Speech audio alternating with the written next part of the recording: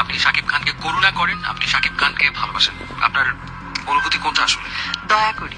দয়া করছেন? হ্যাঁ, ভালোবাসি না, করুণাও করি না, ঘৃণাও করি না। শাকিবকে এখন আর ভালোবাসেন না অপু বিশ্বাস। শাকিবের জন্য যতটুকু যা করেন তার সবটাই দয়া মাত্র। যে কথাগুলি নিজে মুখেই প্রকাশ করেছেন শাকিবের প্রাক্তন স্ত্রী অপু বিশ্বাস। বুবলির দ্বিতীয় অন্তঃসত্ত্বা হবার পরে ঘুরে দাঁড়িয়েছেন এই নায়িকা। তবে তার মাঝে এতটা পরিবর্তন কেন, সেই প্রসঙ্গেও খোলসা তথ্য দিয়েছেন অপু বিশ্বাস। অর্থাৎ শাকিবকে ঘৃণা করার কারণ কি, সে সবটাই নিজে মুখে জানান দিয়েছেন অপু বিশ্বাস।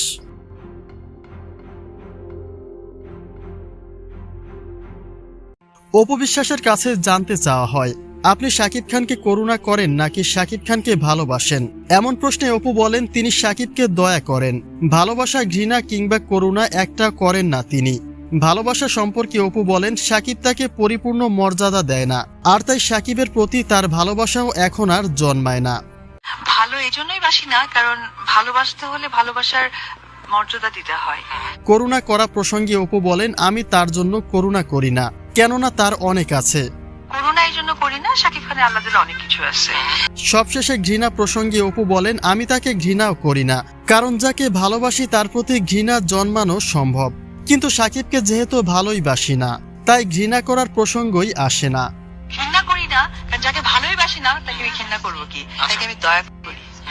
যুক্তরাষ্ট্র থেকে দেশে ফেরার পরে শাকিব বুবলিময় একটা আলোচনা চলমান রয়েছে, যারই ফলস্বরূপ দ্বিতীয়বারের মতো অন্তঃসত্ত্বা হয়েছেন শবনম বুবলি। বিষয়টি এখনো পুরোপুরি পরিষ্কার না হলেও কিছুটা ইঙ্গিত ইতোমধ্যে দিয়ে দিয়েছেন বুবলি। এর মাঝেই আবার অপু বিশ্বাসের এমন বক্তব্য আলোচনায় আসায় হাসির পাত্রী হয়েছেন অপু বিশ্বাস। বলা হচ্ছে হাজারো চেষ্টা করেও শাকিবকে নিজের করে রাখতে পারেননি অপু বিশ্বাস, কিন্তু বাস্তব অর্থে গল্পটা একটু ভিন্ন।